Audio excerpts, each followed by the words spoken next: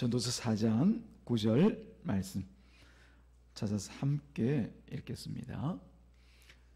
다 찾으신 줄 알고요. 함께 또 자막을 참조하시면서 못 찾으신 분들은 함께 읽었으면 좋겠습니다. 시작.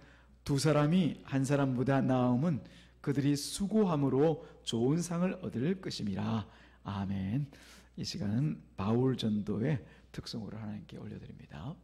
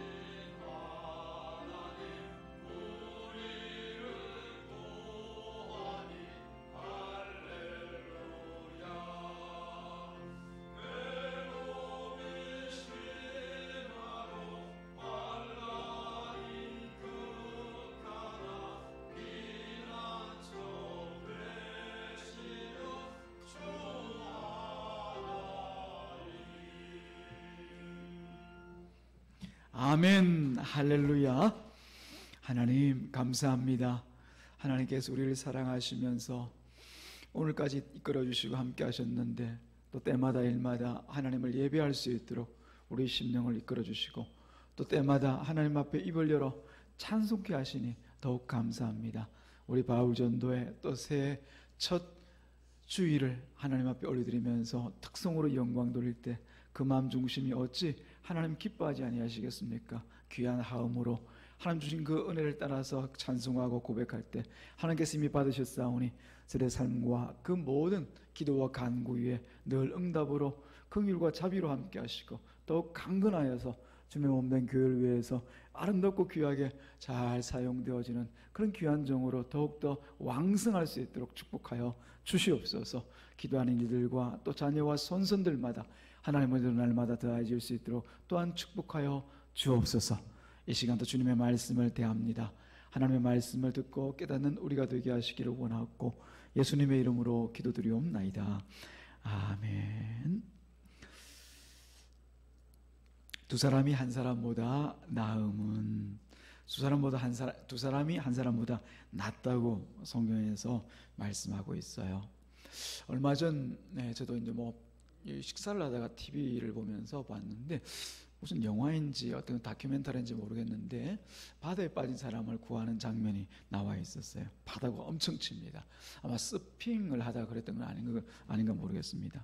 한 사람이 어떻게든지 큰 타격을 받았는지 완전 기진맥진해가지고 자기 정신으로 몸을 가눌 수 없는 그런 상황이었어요. 근데 그걸 보고 한 사람이 뛰어 들어가서 이제 물에 빠진 그 사람을 구해내려고 합니다. 근데 그 바다가 엄청 치는 바다란 말이죠. 그래서 보니까 자기 한 몸 가누기도 쉽지가 않습니다. 서핑하는 사람들이 파도를 타면서 이렇게 즐거워하고 좋아하지만은 물에 빠진 사람한테는 거의 죽음의 현장이라고 볼 수가 있는 거죠. 그래서 한 사람이 안간힘을 해서 끄집어내려고 하는데도 하면 할수록 계속 바다가 와가지고 밀려나고 그런 상황에서 멀리서 관측하고 있던 한 사람이 그 장면을 발견하고는 뛰어나갑니다. 두 사람이 가서 그 한 사람을 붙들고 나오는데 처음과는 달리 아주 쉽게 어떻게 보면 너무나 편하게 그 한 사람을 끌고 나오더라는 겁니다. 거기서 아마 오늘 본문의 말씀에서 얘기하고 있는 것처럼 두 사람이 한 사람보다 낫다라고 하는 어떤 극단적인 그런 예를 우리가 들 수가 있지 않나 싶습니다. 아마 그 한 사람이 그 물에 빠져서 지금 기진맥진에 거의 자기 의식이 없어 보이는 사람을 끄집어내려고 했다라고 하면 불가능했을 겁니다. 오히려 그 한 사람까지도 위험한 경우에 처할 수도 있었을 것이죠. 근데 한 사람이 가서 그 힘을 보태서 한쪽 다리만 들어주니까 그게 쉽게 그냥 사람을 데리고 나올 수 있다는 말입니다. 만약 혼자서 구조하려고 했으면 불가능했던 일들을, 오히려 위험했을 일들을 이제 두 사람이 함께 달려들어서 너무나 쉽게 그 일을 처리했었던 것이죠. 오늘 말씀에서 보면 두 사람이 한 사람보다 나음은, 그리고 보면은 우리 히브리어 성경에 보면은 키라고 해서 그 왜냐하면이란 말이 포함되어 있습니다. 두 사람이 한 사람보다 낫다.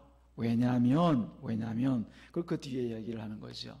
왜냐하면 수고함으로 좋은 상을 얻을 것이기 때문이다 라고 하는 거죠. 수고한다는 얘기는 우리가 너무나 잘 아는 얘기겠고요. 힘을 보태고 서로의 마음을 보태고 뜻을 보태어서 하나 되어서 뭔가를 하는 것을 얘기합니다. 그럴 때 뭐가 있다고 얘기합니까? 좋은 상을 얻을 것이다. 좋은 상을 얻을 것이다 라고 얘기하고 있습니다. 근데 이건 그냥 우리가 상으로 얘기할 때 우리 흔히 생각하는 보상이나 상급이나 혹은 돈으로 따질 수 있는 그런 품삯, 그것을 얘기하는 것이 아니라 앞에 있는 좋은이라고 하는 말과 연결이 되어져서 좋은 상 하면 이건 곧 성공을 얘기합니다. 성공, 실패가 아닌 성공을 얘기합니다. 그런 의미에서 우리가 보아야 될 줄 압니다. 이게 말하고 있는 두 사람이라고 해서 딱 두 사람을 얘기하는 것이 아니죠. 여러 사람, 다수의 사람이 한 사람보다 낫다. 왜냐하면 그들이 함께 합력해서 일하고 수고하고 한 뜻으로 일함으로써 성공을 얻을 수 있을 것이기 때문이다. 그런 것이죠. 이게 성경에 기록되어진 이상은 이건 단순히 세상 사는 요령, 그것을 얘기하는 것이 아니라 신앙생활과 밀접한 관계가 있다는 것을 알 수가 있죠. 우리가 혼자 신앙생활을 하려고 하는 사람들도 있습니다. 성경은 극구 말립니다. 그렇게 하지 말라고 얘기합니다. 두세 사람이 함께해라. 두세 사람이 함께해라. 항상 그렇게 얘기하시죠. 주님께서도 제자들을 보내실 때 혼자 그냥 어디 심부름시켜 보내고 그러지 않습니다. 둘이 가라. 혹은 두세 사람이 가라. 혹은 몇 명이 가라. 이렇게 여러 명을 달려 보낸단 말이지요. 그게 바로 우리가 신앙생활에서의 성공을 가져올 수 있는 중요한 한 가지의 요건이라는 것을 알 수 있습니다. 그래서 신자에게는 교회가 필요합니다. 제가 몇 번 말씀드렸지만 일본 신학자 가운데 우찌무라 간저라고 하는 사람이, 이 사람 교회에 대해서 염증을 느끼고 그냥 교회 없이 혼자서만 신앙생활하는 그런 신앙생활을 주창하고 자기가 그걸 따랐습니다만 결국 실패했습니다. 혼자서 사는 신앙생활이라는 것이 없죠. 왜냐하면 성경에서 분명히 교회라고 해서 믿음을 가진 사람들의 공동체를 얘기한단 말이에요. 그래서 신앙은 혼자가 아니라 함께 하는 것입니다. 두 사람 혹은 세 사람 혹은 여러 사람이 함께 공동체 생활을 하는 것이 신앙생활이라고 하는 것입니다. 그때 합력하여서 신앙에 있어서 성공을 얻게 될 것을 성경은 여러 차례 얘기를 하고 있습니다. 그래서 우리 주님께서 제자들에게 요한복음을 보면 자세하게 나와 있는데 13장과 15장 같은 내용을 두고 이렇게 말씀하십니다. 내가 새 계명을 너희에게 말하노니 사랑하라. 내가 다시 말하는데 너희들 사랑해야 돼. 내가 너희를 사랑한 것처럼 너희도 서로 사랑해야 돼. 그렇게 말씀하신단 말이에요.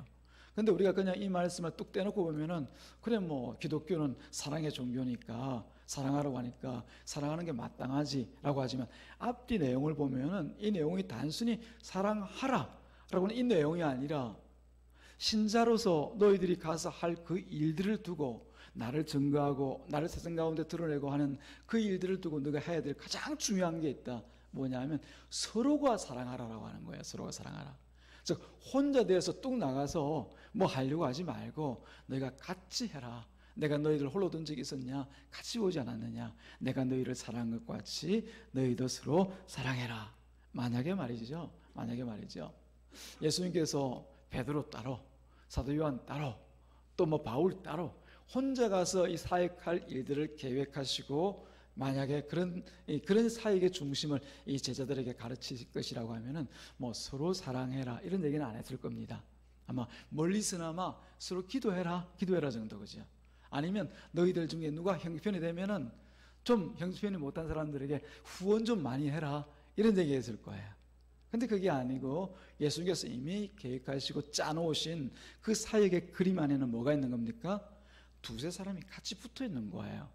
혼자 뚝 떨어져 있는 것이 아니라 공동체로, 소그룹으로 함께해서 서로가 서로를 바라볼 수 있도록 가까이 손길을 느끼고 서로 마음과 마음이 맞닿을 수 있는 거리에서, 지금 거리에서 같이 살면서 이 사역을, 이 신앙을 감당해라. 그런 그림이 미리 예수님 안에 같이 있었던 거예요. 그래서 홀로 있지 아니하고 너희들은 서로 사랑해라. 내가 너희를 이렇게 사랑한 것처럼, 서로 사랑한 것처럼 서로 사랑해라. 그렇게 말씀을 하셨던 것이죠. 그래서 저들에게 가장 중요한 계명, 반드시 따라야 될 그 조건, 오늘 우리들 교회에도 마찬가지로 주님께서 그렇게 말씀하실 거예요. 이 자리에 계신 주님께서 만약 자신의 입으로 직접 우리 가운데 말씀하시면 그렇게 하시지 않겠습니까? 너희들, 내가 너희를 얼마나 사랑하는지 너희들 보았지? 알지? 십자가 너희들 보았잖아. 그러므로 너희도 이처럼 피값 주고 너희를 사는 것처럼 너희도 피로 서로 사랑하라. 피 흘린 것 같이 너희들 아끼고 사랑해라. 혼자 두지 마라. 홀로 있도록 하지 마라. 너 스스로도 혼자 있으려고 하지 마라. 아마 그렇게 말씀하실 것 같아요.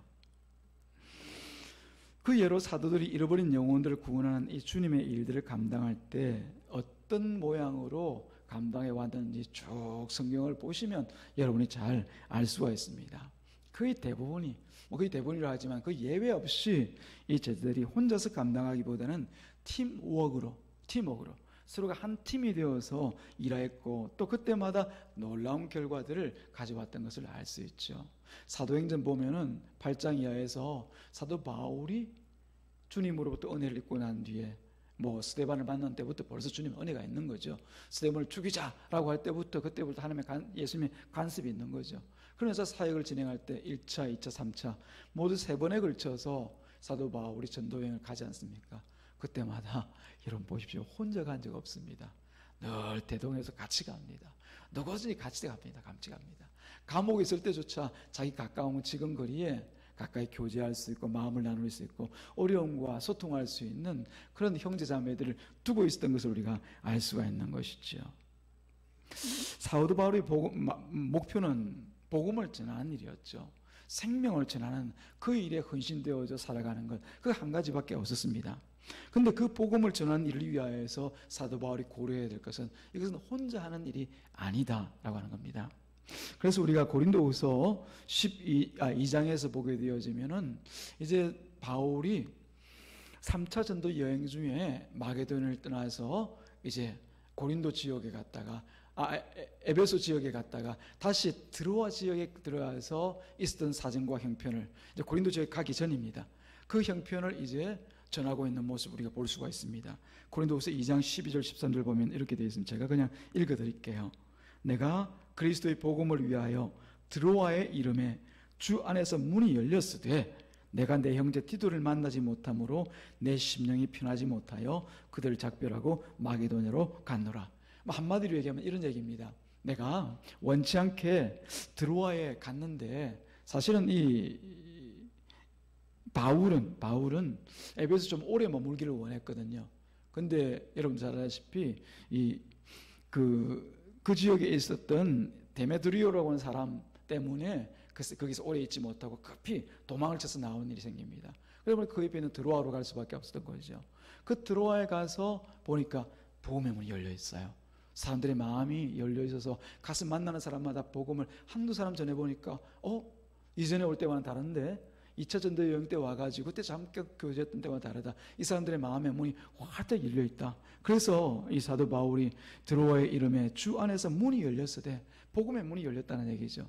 그래서 마음껏 이제 사역을 하면 되는 그런 상황입니다. 근데 이 바울이 지금 뭘 얘기하냐면 내가 내 형제 티도를 만나지 못하였으므로 내 심령이 편하지 못하여 그들을 작별하고 내가 마게도냐로 넘어갔다. 그렇게 얘기를 하고 있거든요.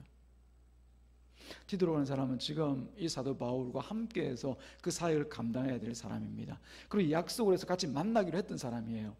근데 에베소에서 떠나오면서 지도를 혼자 두고 자기가 먼저 이제 뭐 자기가 이제 그 위협의 대상이 되니까 먼저 도망 나왔습니다.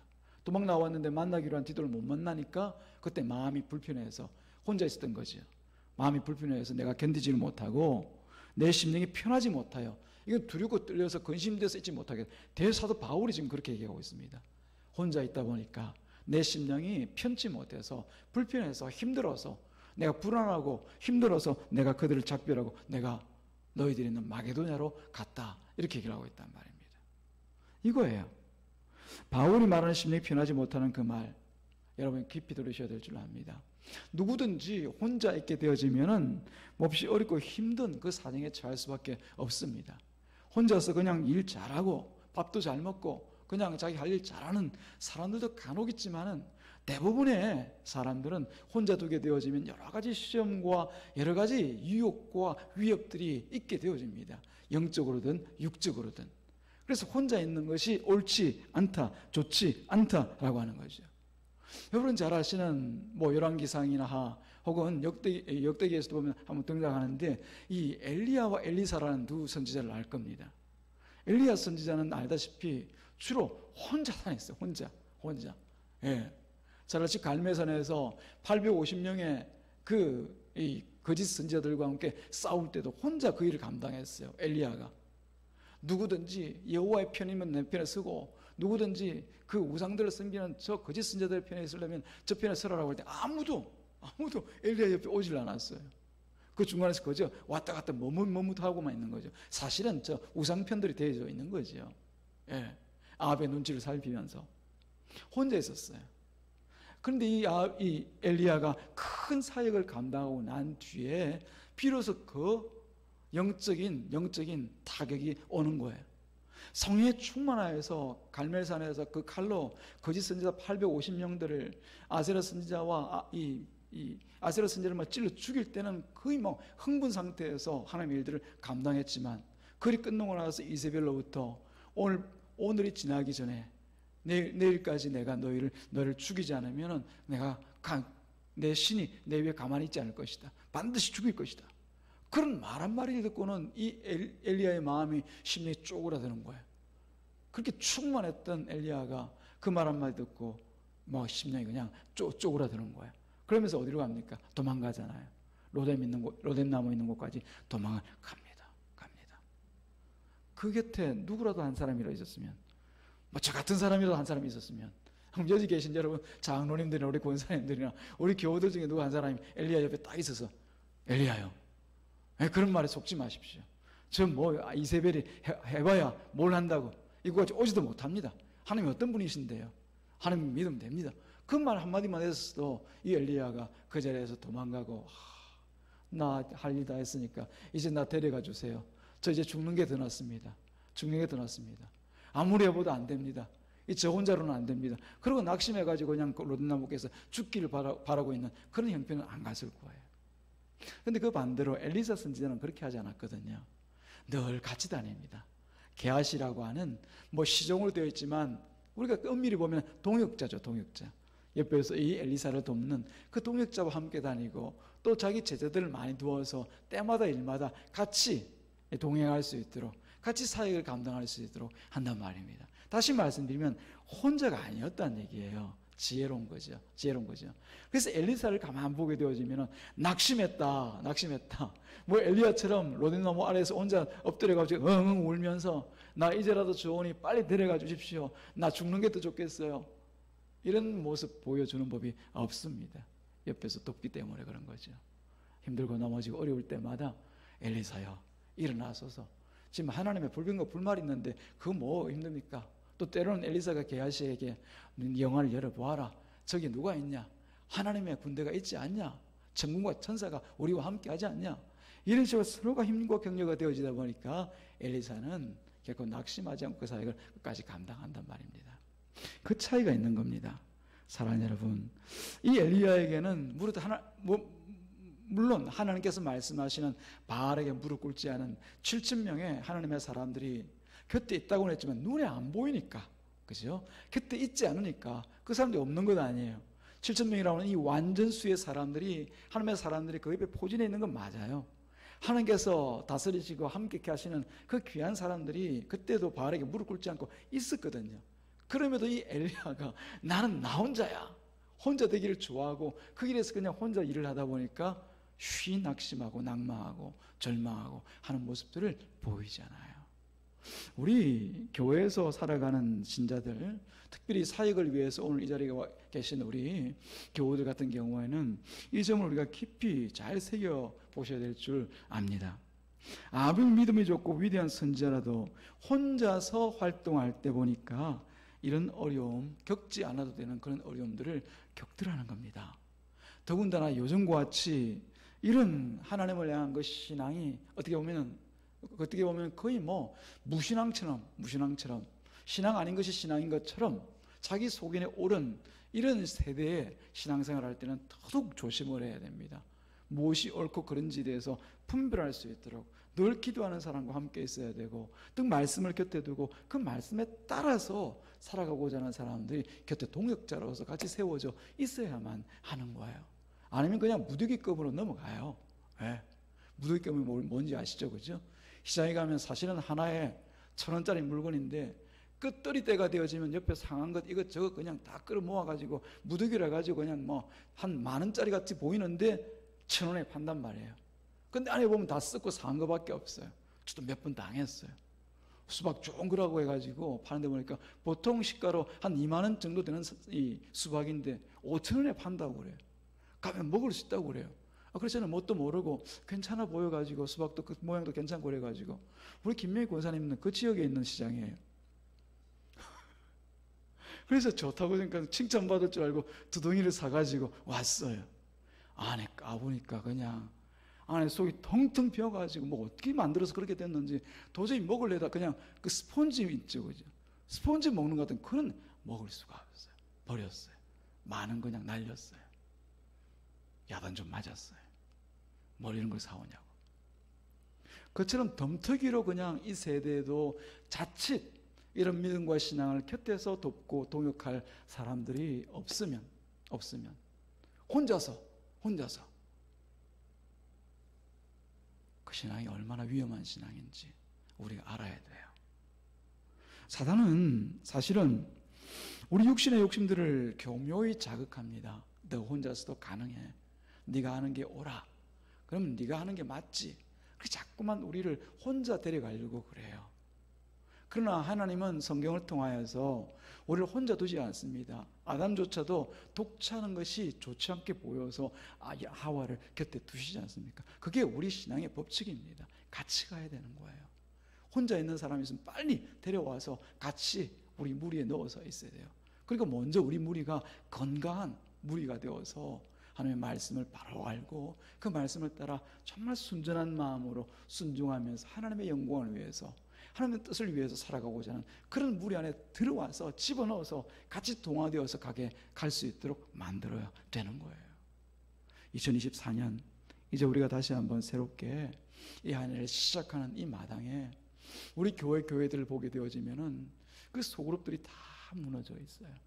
우리 교회 구역 사라진 지 오래라고 여러분 특별히 이상하게 생각할 것 없습니다. 물론 가슴 아픈 일이지만은 다른 교회들도 보면은 다른 교회를 그렇다고 해서 우리가 그게 다 옳고 진리라는 얘기는 아닙니다만은 사정고 형편을 보게 되어지면은 각 구역마다 그 모든 것들이 다 흩어진 상태라는 사실을 우리가 또 같이 목회자들끼리 모여서 얘기하다 보면은 그 사실을 알 수 있어요. 그러나 또 어떤 데 보면은 건전하게 잘 키워나가고 잘 유지해 나가는 그런 교회들도 있어요. 그런데 성경에서 같이 모이는 그런 소그룹들을, 그런 목장과 구역들을 유지하기를 원하는 것이 주님의 뜻이라고 하면은, 그래서 서로의 신앙을 격려하고 세워나가고 어쨌든 낙오하고 탈락하는 영혼들이 없도록 붙들어 나가는 것이 우리 주님의 뜻이라고 하면은 우리 교회도 다시 이 목장이나 혹은 구역이나 또 다른 어떤 셀, 소그룹들을 우리가 확보하고 세워나가야 될 줄로 믿습니다. 독차하는 것이 옳지 않습니다. 그냥 두는 것이 옳지 않습니다. 정말 믿음의 견고한 믿음의 리더들을 정말 쓴맛 단맛 다 보아가면서 진짜 좋은 맛이 무엇인지를, 좋은 경험이 있는 좋은 리더들을 우리 교회에서 세워서 그들과 함께 교회를 나누어 또 분리하여서 또 때로는 하나가 되어서 그런 소그룹들을 나눠서 건강하게 세워나가는 그런 꿈과 소망이 우리 가운데 있어지기를 주님의 이름으로 축복합니다. 그 일을 위해서 여러분들이 같이 기도하시고 또 소망하시고 또 한편으로는 내가 같이 해서 이 일들을 이루어 나가야지 그런 소망 가운데 붙들어 나가는 우리 교회가 되어지기를 주님의 이름으로 축복합니다. 다시 한번 부탁의 말씀을 드립니다. 히브리서 기자가 혼자 되지 말 것을 이런 말씀으로 권면합니다. 이 히브리서 3장 13절 말씀 보면은 오직 오늘이라 일컫는 동안에 매일 피차 권면하여 매일 피차 권면하여 한 달이 아닙니다. 1년이 아닙니다. 한 주가 아니라 매일 피차 서로 간에 권면하여 너희 중에 누구든지 주의 유혹으로 완고하게 되지 않도록 하라. 교회를 향해서 하는 말씀이에요. 2024년 올 한 해는 여기 있는 우리가 먼저 서로 동역자가 되어지기를 주님의 이름으로 부탁을 드립니다. 우리 가운데 어찌 힘들고 어려운 일이 없겠습니까? 이 목사도 혼자 있는 거 있어서는 안 됩니다, 여러분. 같이 여러분들이 지탱해 주시고 붙들어 주시고 저도 여러분들에게 가서 여러분들 힘들고 어려운 사정들도 듣고 같이 기도하고 붙들어주고 그 손을 붙들고 함께 또 지탱할 수 있도록 만들어가는 그런 동역자 이런 동역자로서 우리 교회가 가득 차 세워져 가야 되는 겁니다. 생명을 전하는 사람들이 되기 위해서 생명을 전하는 사람들로 가기 위해서 우리 가운데 가장 먼저 되어줄 것은 우리 서로가 먼저 혼자가 아니라 함께 가는 동역자로 세워져 가야만 되는 것이에요. 사랑하는 여러분, 그런 꿈과 소망을 함께 나가는 저와 여러분 우리 교회가 되기를 주님의 이름으로 축복합니다. 기도합니다. 하나님 아버지 감사와 찬양을 드립니다.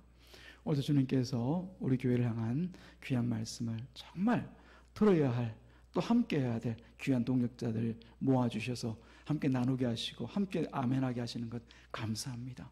같은 마음 주셨사오니 끝까지 이 아멘 붙들고 우리 교회가 서로가 피차 매일 동역자가 되어서 주님의 몸된 교회를 세워나갈 뿐만 아니라 하나님 나라의 그 뜻을 위하여서 그의 의와 그 뜻을 따라서 생명을 전하는 사람들로 아름답게 사용될 수 있도록 축복하여 주시옵소서. 함께하지 못하는 우리 모든 교우들 위에도 하나님께서 은혜를 주셔서 날마다 믿음의 장성한 분량까지 함께 자라갈 수 있도록 도와주시옵소서.